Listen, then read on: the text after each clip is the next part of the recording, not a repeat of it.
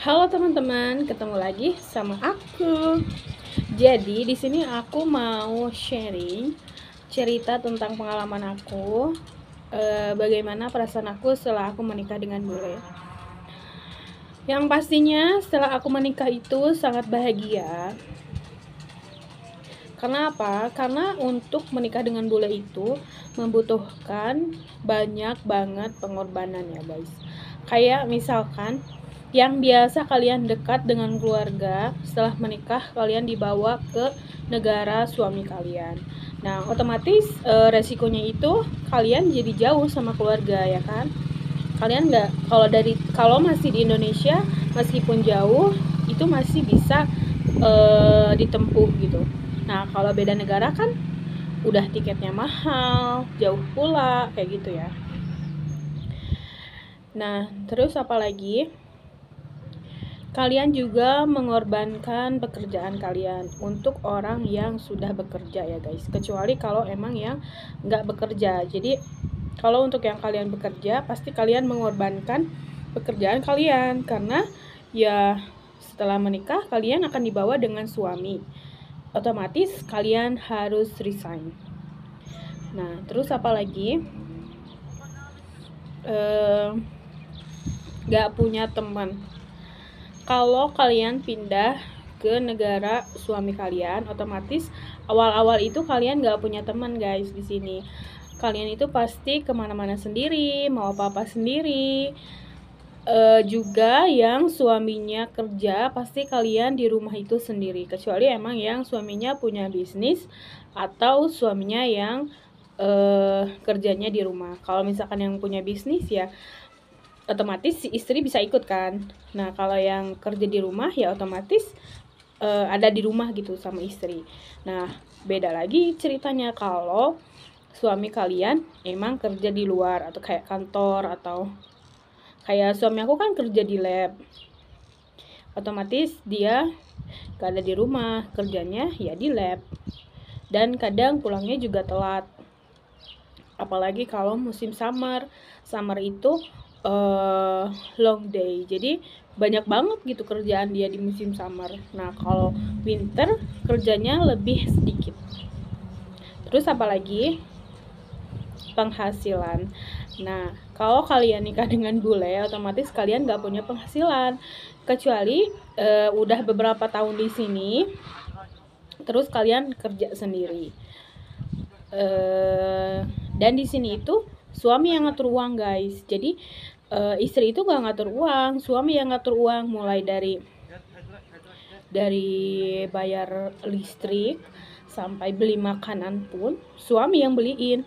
Jadi maksudnya suamiku tuh kayak ke market gitu, terus dia tanya apa yang aku butuhin, terus harus beli apa kayak gitu.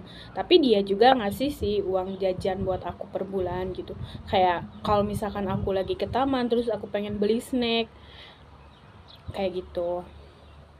Dan kalau kalian udah lama tinggal di sini itu apalagi kalian bisa bahasanya itu lebih enak. Jadi kalian bisa kerja dan kalian bisa punya penghasilan lagi.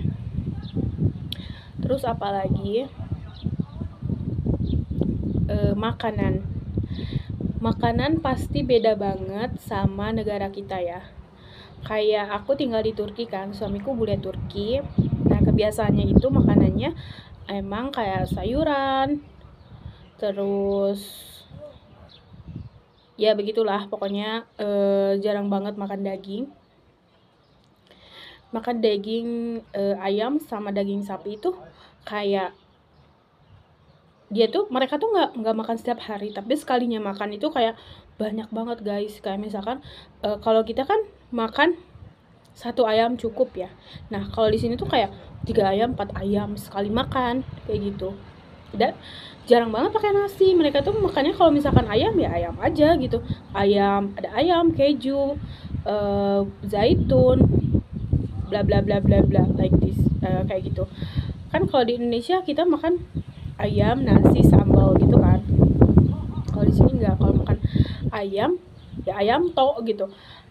Ayamnya pun langsung banyak gitu, kayak mama mertuaku waktu itu masak ikannya itu 1 kilo lebih, 1,5 kilo, 1,5 kilo guys, langsung dimakan semuanya habis. Jadi per orang itu berarti kayaknya dapatnya 500 gram ya. Aduh, enak banget guys. Nah kayak gitu, memang mereka tuh jarang kayak makanya itu 2 atau 3 kali dalam seminggu kan daging kayak gitu. Nah tapi suami aku udah berubah kebiasaan karena aku sukanya daging ayam, daging sapi, aku nggak suka daging domba. Jadi setiap hari aku harus ada menu itu. Soalnya aku sampai detik ini pun gak bisa aku menyesuaikan makanan Turki ya guys. Ya kalau untuk sesekali sih bisa gitu, tapi kebanyakannya sih aku makan makanan Indonesia dan resep bumbu Indonesia. Sebenarnya resep mereka pun enak, cuman kayak lebih hambar aja guys. Kalau Indonesia kan ada gurih-gurihnya ya, kalau di sini tuh mereka tuh pakainya cuma garam. Jadi ya kayak suami aku aja waktu itu aku kan masak salmon. Nah salmonnya itu aku pakein berbagai bumbu ya. Dia bilang kok rasanya aneh ya, nggak enak. Dia bilang kayak gitu. Padahal menurut aku itu enak banget guys. Dan kalian tahu apa? Dia request cuma kayak gini. Kalau nanti aku beli lagi salmon, kamu masaknya cuma pakai garam aja ya, garam sama lemon udah. Dan aku cobain apa yang dia mau. Ternyata emang enak guys. Cuman garam sama lemon doang, enak. Tapi ya kalau misalkan kita masaknya gitu terus sih lama-lama kayaknya nggak akan enak sih kalau untuk ukuran orang Indonesia ya. Nah tapi kalau untuk ukuran Turki emang mereka tuh biasa masaknya kayak gitu. Dan di sini tuh makanannya banyak pakai yogurt, sayuran pun pakai yogurt, sate pakai yogurt, terus mie, spaghetti pakai yogurt. Apapun di sini tuh enggak tidak terlepas dari yogurt dan cheese, keju. Yogurt keju. Dan kejunya itu nggak enak menurutku. Meskipun di sini kejunya itu premium guys. Jadi emang bener-bener banyak susu gitu ya. Kan kalau Indonesia tuh kayak ada rasanya gimana ya? Si susunya kan nggak terlalu kecium. Kalau di sini tuh susunya kecium banget. Karena emang si adonannya itu full banget, full dari susu. Mungkin kalau Indonesia kayak ada campuran sama apa gitu. Nah kalau di sini tuh bener-bener full, jadi kejunya di mana-mana itu premium. Tapi aku nggak suka guys, karena kayak banyak apa ya, kecium bau sapinya gitu, kecium bau susunya itu enak banget guys. Ada sih beberapa keju yang cocok di lidah aku, kayak keju mozzarella, keju slice, keju apalagi ya, ada tuh keju yang dioles. Nah kalau keju yang biasa buat sarapan itu nggak masuk di lidah aku guys. Oke, apalagi baju. Nah kalau di sini baju itu banyak yang ukurannya kecil. Aku dulu nyangkanya kalau di sini tuh banyak ukuran besar ya guys, karena suamiku aja tingginya udah 190. Tapi ternyata di sini pun dia susah cari baju ataupun cari sepatu ukuran dia, karena dia pakai ukuran 48 sekarang.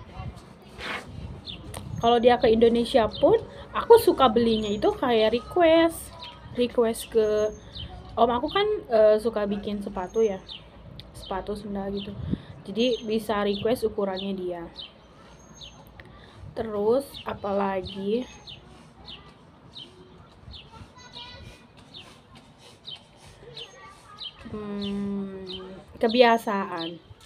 kebiasaan apa? Nah kalau di Indonesia itu kan kebiasaan kalau kita kemana-mana pakai motor, pakai mobil.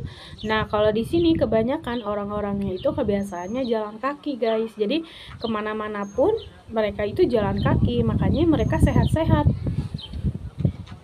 Mau ke yang dekat ataupun yang jauh, kalau masih bisa ditempuh ya mereka tempuh pakai jalan kaki. Kan kalau Indonesia sedikit-sedikit pakai motor motor. Aku aja waktu di Indonesia meskipun beberapa langkah aku pakai motor kan.